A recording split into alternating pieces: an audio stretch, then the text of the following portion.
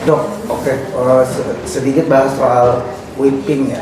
Itu mungkin penjelasan dari dokter sendiri seperti apa terkait whipping sendiri, dan kan ada aja yang menyalahgunakan whipping tersebut, mungkin dari dokter seperti apa? Ya, terkait dengan ada fenomena orang yang menyalahgunakan zat ya. Sebenarnya sih memang kita bukan cuma concern terhadap yang menyalahgunakan, tapi juga mungkin concern terhadap isinya, siapa tuh yang mengemas atau mengepeknya gitu. Karena kadang-kadang bisa saja kemasannya sama isinya tuh mungkin beda. Belum tentu isinya sama loh ya. Nah, zat-zat yang mungkin bisa disalahgunakan itu justru berpotensi untuk membuat ada toksikasi atau keracunan, atau mungkin itu penyalahgunaan zat bisa membuat hal yang fatal. Jadi ya sangat berhati-hati.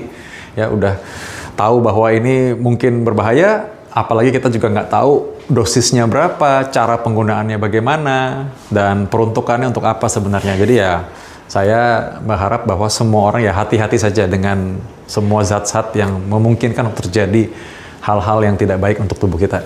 Oke, zat apa aja sih dok yang terkandung dalam tersebut, dan apa sih yang tadi membuat paling fatalnya untuk orang yang menggunakan tersebut?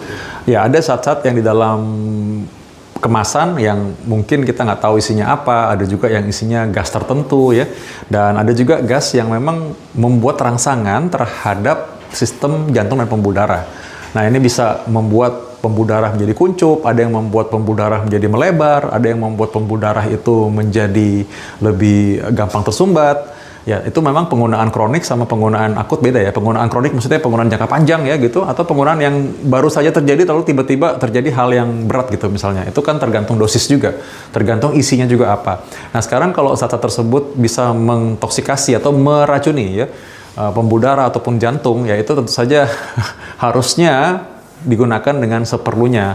Jangan menggunakan itu sembarangan, karena setiap zat yang masuk dalam tubuh kita, baik melalui suntikan maupun bisa melalui dihirup, itu sebenarnya punya potensi untuk hal yang berbahaya. Berarti bisa jadi itu berakibat fatal terhadap jantung, bisa di jantung atau overdosis sendiri nggak sih dok?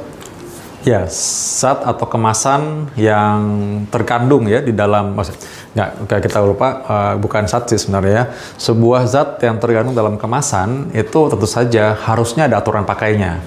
Ada cara pakainya bagaimana, indikasi atau peruntukannya apa, dosisnya seberapa. Kalau itu tidak ada, maka ya seharusnya tidak digunakan. Dan juga ada zat-zat yang memang harusnya digunakan oleh orang profesional. Nah, orang profesional ini yang tahu bagaimana cara menghitung dosisnya dan cara pemberiannya bagaimana. Ya, kalau tidak digunakan secara semestinya, ya bisa menyebabkan adanya keracunan atau bisa menyebabkan adanya gangguan pada sistem jantung dan pembuluh darah tadi. Oke dok, ini kan sedang ramai dibahas soal GERD, ada kaitannya juga terkait henti jantung atau masalah itu ya di sosial media sendiri. Mungkin dari pandangan dokter sendiri seperti apa terkait hal tersebut? Ya, GERD dan jantung memang seringkali dianggapnya ini adalah suatu hal yang mirip ya, karena memang keluhannya bisa mirip sekali.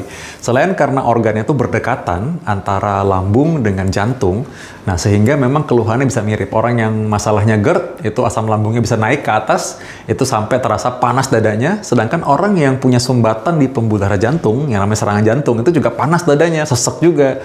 Jadi mirip sekali. Nah, hanya bedanya memang kalau orang dengan serangan jantung biasanya ada keluhan yang lain juga, ada keringat dingin, ada sampai dadanya terasa sesek, sakit sampai tembus ke belakang punggungnya, atau ada sampai lengan kirinya terasa seperti baal. Jadi ini bisa dibedakan tentu saja oleh tenaga profesional, dokter, dan juga bisa dilakukan pemeriksaan EKG maupun enzim jantung untuk membedakan apakah ini GERD ataukah ini memang serangan jantung. Nah, tapi di luar itu ingat bahwa sebenarnya orang yang punya serangan jantung biasanya punya alarm sebelumnya, punya kondisi sebelumnya yang mesti diperiksa. Kadang-kadang orang merasa sehat-sehat saja, dia pikir cuma sakit lambung biasa, padahal sedang memang dalam keadaan mungkin akan serangan jantung. Nah, bagi masyarakat mestinya ya hati-hati bahwa GERD ini memang tidak menyebabkan serangan jantung. GERD tidak membuat lemah jantung. Ini dua penyakit yang berbeda, jadi tidak perlu terlalu overthinking mengenai hal seperti itu. Satu sisi yang lainnya, serangan jantung adalah kejadian yang fatal. Perlu mengenali gejalanya apa sih sebenarnya, tadi seperti yang saya sudah sebutkan. Lalu setelah itu ya perlu tahu bagaimana pencegahannya. Tapi melihat ibaratnya diskusi antara dokter dengan netizen di sosial media, menyikapinya seperti apa? Apakah emang ya memang bagus gitu netizen lebih aware terkait penyebabnya atau GERD sendiri, atau dokter harus lebih banyak belajar lagi dok atau gimana dok mungkin? Lihatnya kayak karena komentar netizen kan ada statement seperti itu dok. Iya. Nah, ya memang pertama sih kalau dibilang belajar lagi ya dengan senang hati. Dokter pasti pingin belajar lagi. Kalau saya sih dengan senang hati belajar lagi. Bahkan kemarin saya sebenarnya sudah mengulik lagi mengenai hubungan GERD dengan jantung. Saya ada posting juga di akun Instagram saya mengenai GERD dan jantung. Juga sebenarnya di YouTube saya juga ada. Nah, sebenarnya memang ini adalah edukasi bagi masyarakat dan memang perlu bagi seorang dokter untuk belajar lagi bagaimana cara supaya edukasi ini dikemas dan bisa dimengerti dengan mudah oleh masyarakat. Jadi ya, saya nggak keberatan kalau dibilang harus belajar lagi. Tapi melihat netizen lebih aware berarti bagus ya dok ya, ibaratnya kayak aware nih dengan suatu penyakit gitu dok, atau gimana? Iya, menurut saya malah melihat ada hikmahnya dengan kejadian ini bahwa ternyata banyak juga akhirnya awareness mengenai penyakit jantung dan juga mengenai GERD. Jadi banyak orang yang akhirnya sadar, oh ternyata memang ini perlu ya untuk dipahami atau dimengerti. Dan sekarang trennya mengenai topik kesehatan tuh lagi naik banget ya di media sosial. Jadi ini menurut saya adalah satu momen yang baik untuk dokter-dokter untuk mengedukasi masyarakat mengenai hidup sehat. Jadi ya menurut saya ini semuanya kita ambil hikmahnya saja. Toh juga orang yang mengatakan hal seperti itu kemarin sudah minta maaf secara terbuka ya. Oke, berarti emang kalau misalkan seseorang mempunyai GERD gitu dok, berarti emang harus aware gitu ya dok ya, ibaratnya selalu check up untuk ke dokter terkait hal tersebut dok. Ya, ingat bahwa check up itu dilakukan sebelum merasa sakit sebenarnya. Check up bisa dilakukan ketika merasa sehat. Lalu yang tadi saya bisa tekankan mengenai peristiwa ini, ya satu sisi yang GERD tidak usah overthinking. Karena GERD ini ya masalah pencernaan dan memang harusnya tidak menyebabkan akibat yang fatal. Jadi temukan bagaimana cara supaya bisa mengatasi masalah GERD ini dengan ya pola hidup sehat. Lalu bagaimana kalau memang perlu ya harus check up ya, karena GERD ini kan banyak penyebabnya sebenarnya.